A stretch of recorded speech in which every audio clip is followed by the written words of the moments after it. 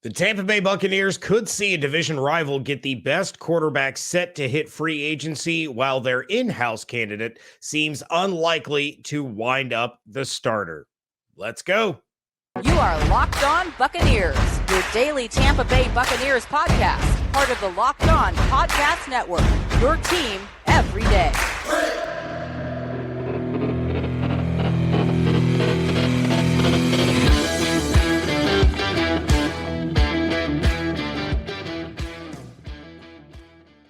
What's up, and welcome to the Locked On Bucs podcast, part of the Locked On Podcast Network, your team every day. We are your daily podcast covering the Tampa Bay Buccaneers, free and available on all platforms, including YouTube and the 10 Tampa Bay Plus app. And we thank you for making us your first listen or view of the day. I am James Yarcho, deputy editor of SB Nation's BucsNation.com, finally reunited with my good friend Evan Klosky of 10 Tampa Bay. You can check out everything he's doing over on 10 Tampa Bay and at 10tampabay.com. And make sure you are following everything on Twitter at Locked On Bucs, at JYarcho_Bucs, and at eKlosky WTSP. Again, we thank you for making us your first listen or view of the day. This episode of Locked On Bucs is brought to you by Nissan. The only thing more exciting than the big game is the all-new, all-electric 2023 Nissan Ariya. There's only 4 days left until the Super Bowl. Are you ready? The Nissan Ariya, the EV for people who love to drive. Learn more at nissanusa.com. Buccaneers quarterback Kyle Trask is going to be more affected by the coordinator change than most other players on the team, and it may cost him a chance at earning the starting spot. But before we get to that, we have to discuss another quarterback that has been on the minds of Buccaneers fans, and now it's for a very, very bad reason. Derek Carr was given permission to visit the New Orleans Saints by the Raiders, as reported by NFL Network's Ian Rapoport, but that does not mean that a trade is imminent. Now, the Saints are currently about $60 million over the salary cap, but we know how good the Saints are at restructuring and manipulating the cap, so that really isn't an issue. The biggest question, Evan Klosky, is, are they going to give up draft capital to ensure that they land Derek Carr and not risk him not only going to another team, but potentially prevent him from going to a division rival, considering that the Buccaneers and the Carolina Panthers both need a quarterback? You think through a pandemic, I'd learned when to unmute and mute. Yeah, there's part of me that thinks this is all for show. There's been a little bit of steam in the Derek Carr to Buccaneers camp, especially when you consider, all the reports out there that the Glazers do not want to take a step back. They lived in a horrible world for a long time. They just added a bunch of seats at Ray J. They forced their fans to commit for 2 years. There's a lot of reasons as to why the team doesn't want to just rebuild it and figure it out again. Derek Carr coming in would essentially make that, whether I would predict them as the NFC South winners or not, that remains to be seen on how they navigate the offseason. But at least making that signing would, at the time being, make them the NFC South favorites entering next season. I would say that probably the Panthers would be the close to, and you have to, factor in whatever the Saints are doing at QB. But to me, if there's a lot of steam picking up on the Bucs and Derek Carr, and a lot of those higher ups know what's going on a lot more than we do, there might be some gamesmanship here of putting pressure on Tampa Bay to say, if you don't get him, look where he might be heading. Might be heading into your division against your rival. Do you really want to hold on to those picks as badly as you think you need to? I just don't see the Saints being a match. I mean, I can understand why Derek Carr would want to be there. I don't think Mikey Thomas is going to be a part of the equation next year if they get it, especially with where their salary cap is. That seems like a very easy cut. But even beyond that, I mean, with Olave and some of the other options, it's certainly appealing. But it's not like Sean Payton is there anymore. It's not like they have this this offensive system that is a huge draw. I would argue that the Buccaneers certainly have a much better pitch, especially since which could be pun intended on who they hire at OC, depending on who they get. And I think that's sort of the deliberate nature of this offensive coordinator search. I don't think it's a coincidence that hasn't been made yet, and there are still some moving pieces onto what that, what's going to happen there in free agency and who they're going to get, and whether that's going to be Carr or someone else is going to dictate which direction they go at OC. So I'm not making too much of the Saints and the Carr visit. I actually still believe that the Buccaneers are still very much in the hunt for Carr. I think that they're one of the top 3 teams who I think could land Carr. And I still don't see why teams would fight over Carr when everyone knows the Raiders have no leverage. Everyone understands that, right? Like, you're going to have to release him, and then we will all fight for him between us. But I don't understand, outside of giving away maybe a 7th, that you would ever give the Raiders anything of substance for Carr. It just fear tactics. It makes, that's why I think this is all game. Like, the Raiders have to have Carr talk with a team to create some sort of feeling that something is percolating and you need to move on it fast, or else you could lose out on him. That's all they got.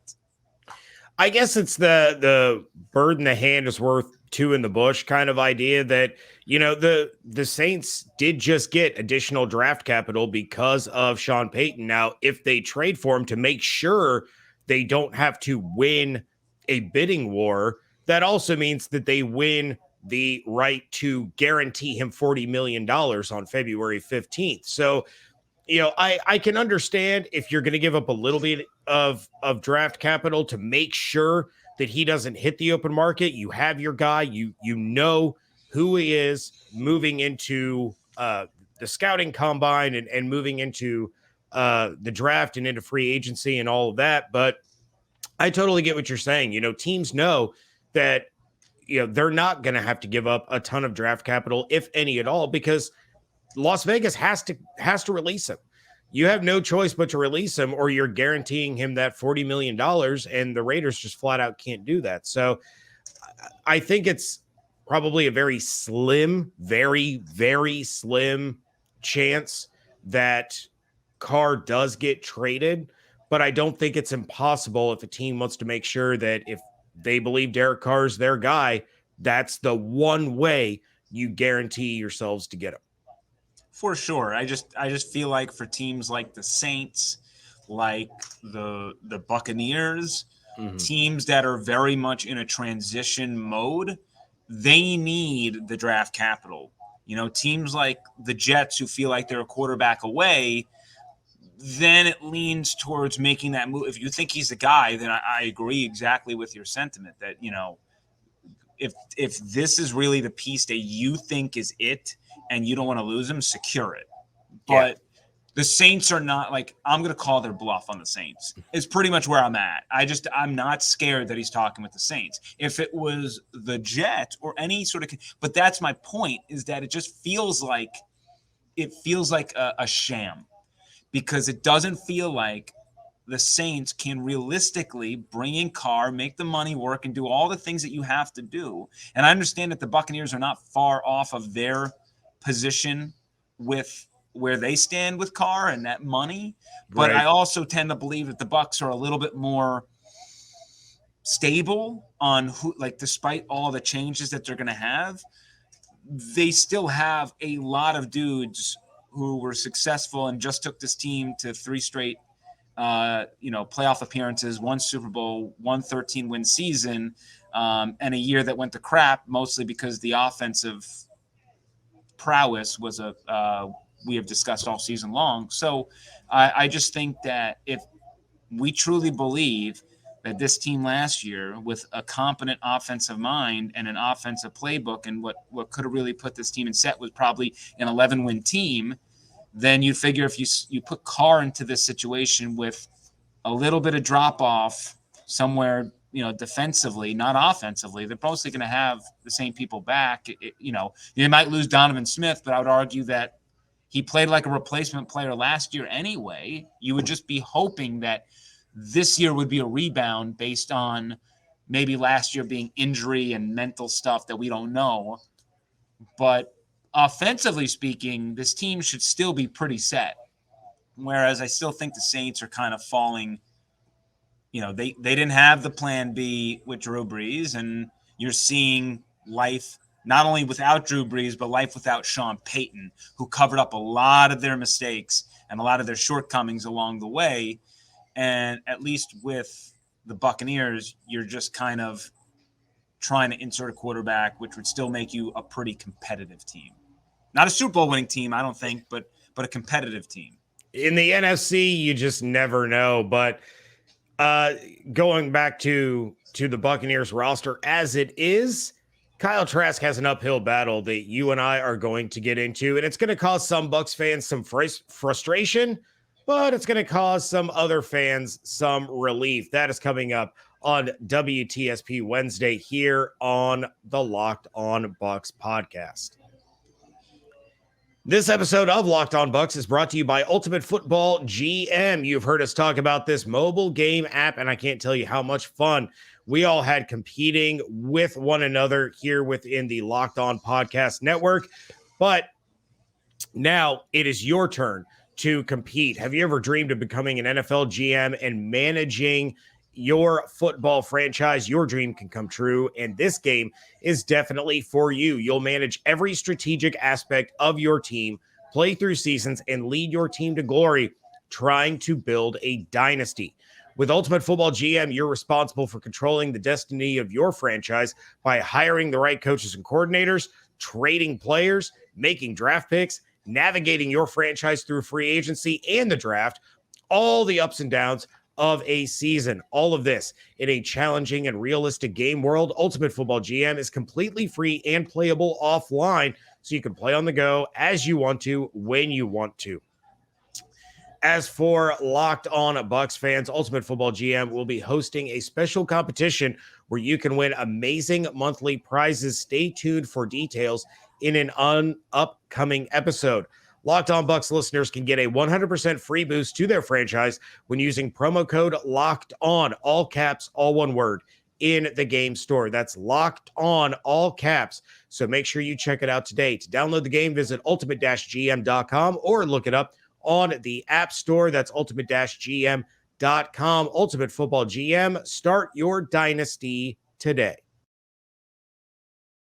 Thank you again for making Locked On Bucs your first listen or view of the day.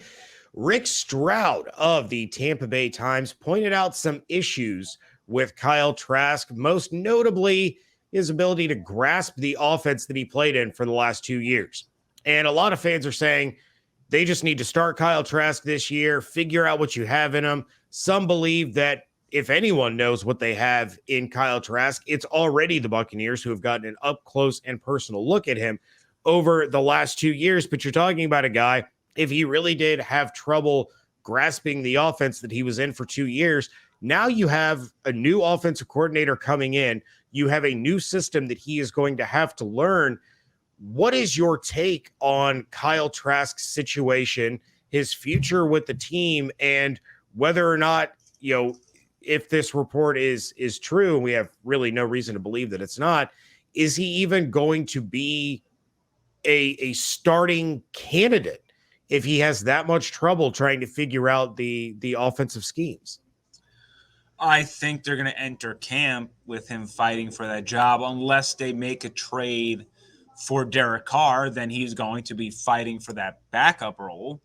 But let's ignore the Carr discussion. Let's ignore Garoppolo or anybody else who can come in. Baker Mayfield. Yeah. The fact is, if they bring in anybody who we think they're going to bring in somebody, that somebody is going to have the path to week 1 starter.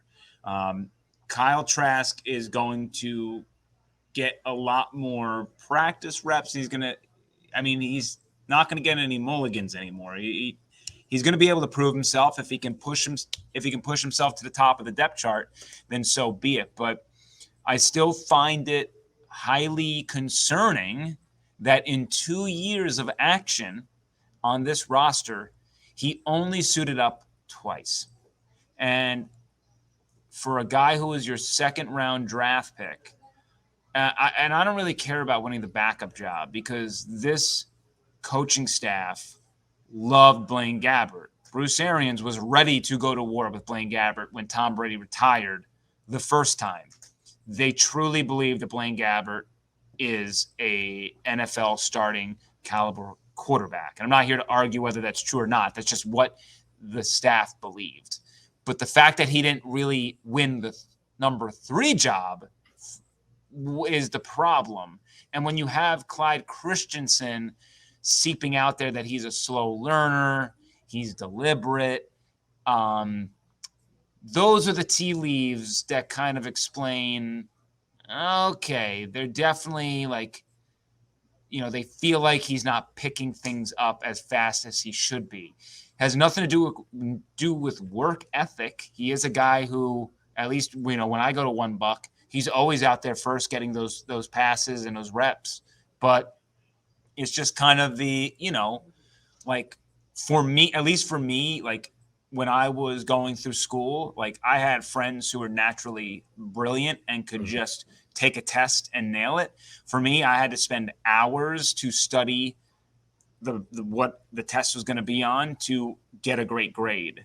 And in the business of the NFL, you don't have time to always take time. They need you to do. They need you to, hey, quickly, we're going to make a wrinkle here. We're going to make a wrinkle there. And you have to pick it up. And, you don't have the ability to really let it seep in.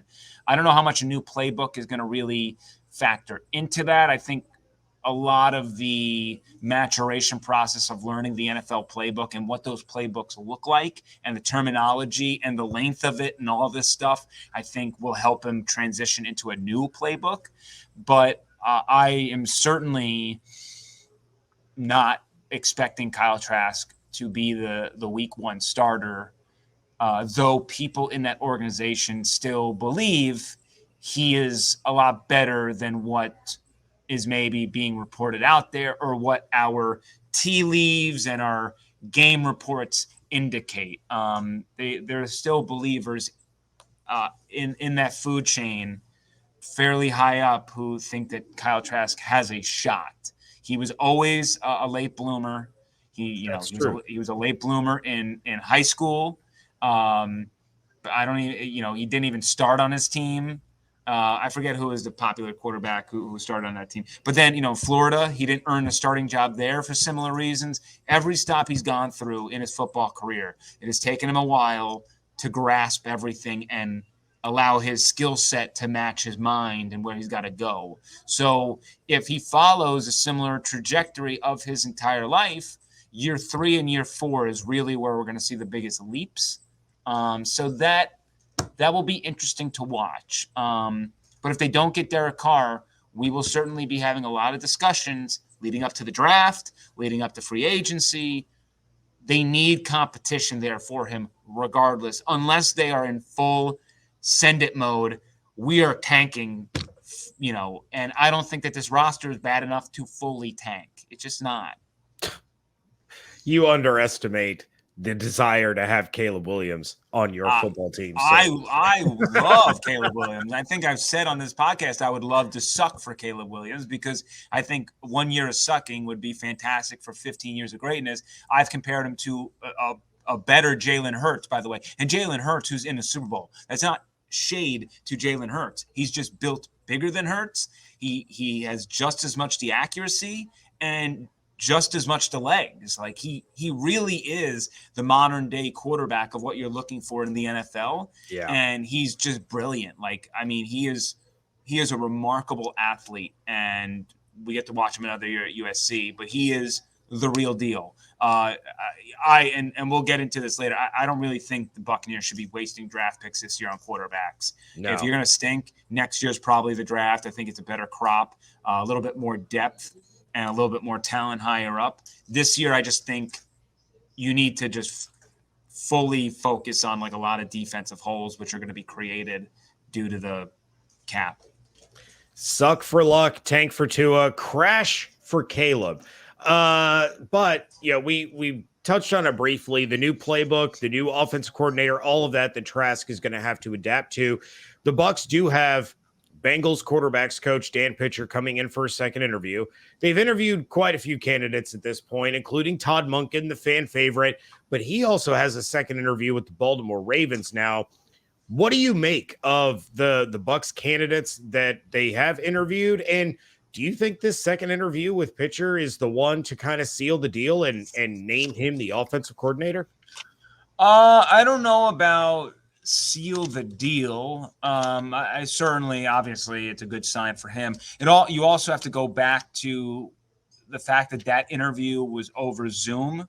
Right. And it was while he was still kind of coaching his team. So this might be a more in-depth interview, the way that they preferred. And as the process has played out, maybe they liked what they heard and they want to go through that a little bit more. I don't know how much time Pitch could have devoted to that interview or been as fully prepared. I'm sure he was fine in both respects. I just, he was kind of busy at the same time. So, but, as far as all the candidates, I mean, it's pretty cool who they're bringing in when you factor in a Zach Taylor disciple, someone coming from the Sean McVay tree, which is no different than what you're doing with Keenan McCardell, coming from O'Donnell, who comes from the Sean McVay tree, Jim Bob Cooter, who just played with Doug Peterson, Shea Tierney, who comes from Daboll, Todd Monken, who you just know and just won 2 national championships.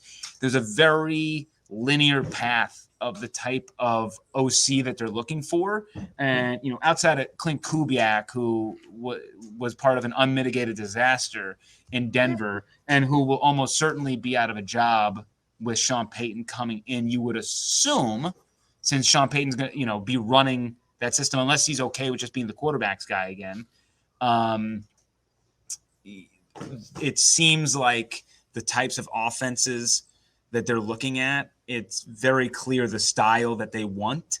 And to me, that should excite fans.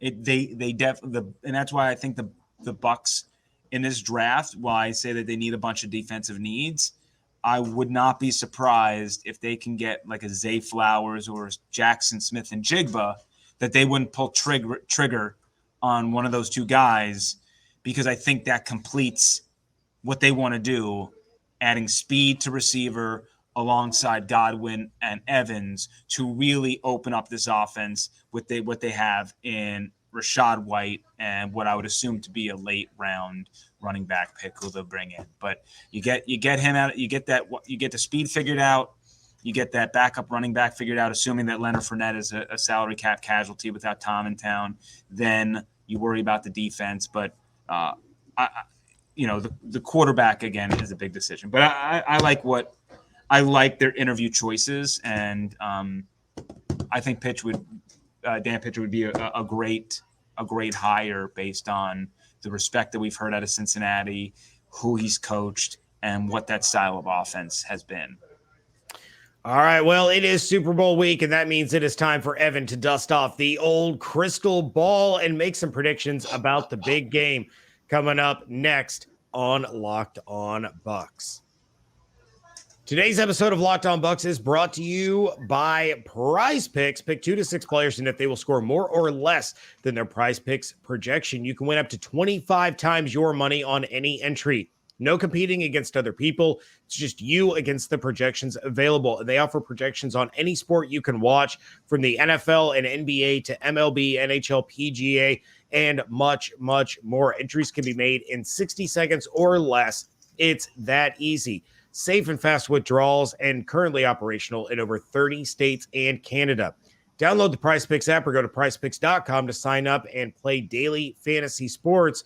First-time users can receive a 100% instant deposit match up to $100 with promo code Locked On. If you deposit $100, PrizePicks will give you $100. You deposit $50, PrizePicks will give you $50. Just make sure you use promo code Locked On at sign up for an instant deposit match up to $100. This episode of Locked On Bucs is also brought to you by Built Bar. Looking for a delicious treat but don't want all of the fat and calories? Then you've got to try a Built Bar. With Built, healthy is actually tasty. Seriously, they're so delicious, you won't think that they are good for you. They are perfect for your New Year's resolution. And what makes them so good? Well, for starters, they're covered in 100% real chocolate. And they come in unbelievable flavors like churro, peanut butter brownie, and coconut almond. Not sure how Built does it, but these bars taste like a candy bar while maintaining amazing macros like 130 calories, 4 grams of sugar, and 17 grams of protein. And now you don't need to wait around to get a box. For years, we've been talking about ordering your Built Bars at Built.com. Now you can get them at your local Walmart or Sam's Club. Head to your nearest Walmart today, walk to the pharmacy section, and grab yourself a box of Built Bars. You can pick up a 4-bar box of cookies and cream, double chocolate, or coconut puffs. And if you're close to a Sam's Club, run in and grab a 13-bar box with hit flavors like brownie batter and churro. You can thank me later. Wrapping things up here on a WTSP Wednesday edition of the Locked On Bucs podcast, and it is Super Bowl weekend. That is right. The Kansas City Chiefs, the Philadelphia Eagles, squaring off the Kelsey Bowl, the Andy Reid Revenge Bowl, all of those things. Evan, I hope the crystal ball is working. We are going to get your predictions for this one. Let's start things off with your predictive player of the game. I guess you could say that this is your Super Bowl MVP prediction, maybe? Yeah, I'm a little bit torn on this. My player of the game, I'm going to lean, and this goes into my bold prediction. I'm going to say Devonta Smith. We're going to go back-to-back year, right? Cooper Kupp won it last year. I like it. Devonta Smith, and this leads into my bold prediction, which is going to be he's going to be top 5 all-time in receiving yards in a Super Bowl game. 155 yards. Holy moly. 152 is the benchmark right now. Danny Amendola and a couple others did it, but that would put him in the top 5. Don't like this Chiefs pass defense. That's the way to exploit them. And I just think that Devonta Smith and his trajectory and what he's been doing and the trust that those two have garnered over time, with not to mention a lot of the focus is going to be on A.J. Brown. You know, we've seen Devonta Smith have big performances before in college in big games, and he's going to be a cool story when he pops off. So he's my MVP. But Hassan Reddick was also somebody who was really close because I think he's going to be a game wrecker as well. Absolutely. We could see a Von Miller-esque performance out of Reddick, that was Super Bowl 50, right? When Von Miller just absolutely destroyed Cam Newton all night long. We know the blueprint to beat the Chiefs in the Super Bowl, right? We just saw it a couple of years ago. It's the pressure with the front guys, drop all your other players back in coverage and really make Mahomes work for it. I don't think he's going to be running any 500 yards behind the line of scrimmage, but that Eagles defense can absolutely bring it. So it'll certainly be interesting to see if that's the route that they go. I love the Devonta Smith pick. I'm sure that would help out one of my parlays. I think I have like 5 different parlays already set up for this game. One of them may or may not have a payout of like $27,000. Good luck. I'll screenshot and send it to you. I think it's solid. God, it's possible. That's what they all say. All right, Chiefs, Eagles. You're predicting a massive game out of Devonta Smith. What I assume you're going to go Eagles here. What is your score prediction for this one, Evan? Yeah, my heart wanted to go Chiefs, but my head tells me that the Eagles are the better team on paper, like by a wide margin. And so I'm going to go Eagles 31, Chiefs 20, winning the Super Bowl. And I just think that, again, it felt like the Chiefs winning the AFC Championship, that reminded me of when Ohio State beat Clemson the year, that they played Bama in the national championship and got whooped. It was like, right. it just felt like that was this was supposed to be a rebuilding year for the Chiefs, and they restructured things, and people were injured, and the everyone was calling it Burrowhead. It just felt like that was their Super Bowl, and not that they're not going to be motivated or they have great players, yada yada yada. Just I don't want to get caught up in the storylines. Eagles 31-20. Or even more recently, it reminds me of TCU beating Michigan. That game, TCU was kind of the small school in the Final Four there in the college football playoff, and put on one of the most epic games we have ever seen between TCU and Michigan there. And then they go to the national championship against Georgia and just absolutely get bludgeoned. Exactly what we would have expected out of TCU going up against Georgia. So I like it. I like it a lot. And David and I will be talking about this game coming up on Friday's episode. David will be back tomorrow. Again, we want to thank you for making Locked On Bucs your first listen or view of the day. For your second listen, check out Locked On NFL, bringing you the local insights you love to the national spotlight with daily conversations on the biggest NFL stories. Locked On NFL, available on YouTube and wherever you get your podcast. Make sure you're checking out Evan over there on 10 Tampa Bay and at 10tampabay.com. You can check out my work over at SBNationsBucksNation.com.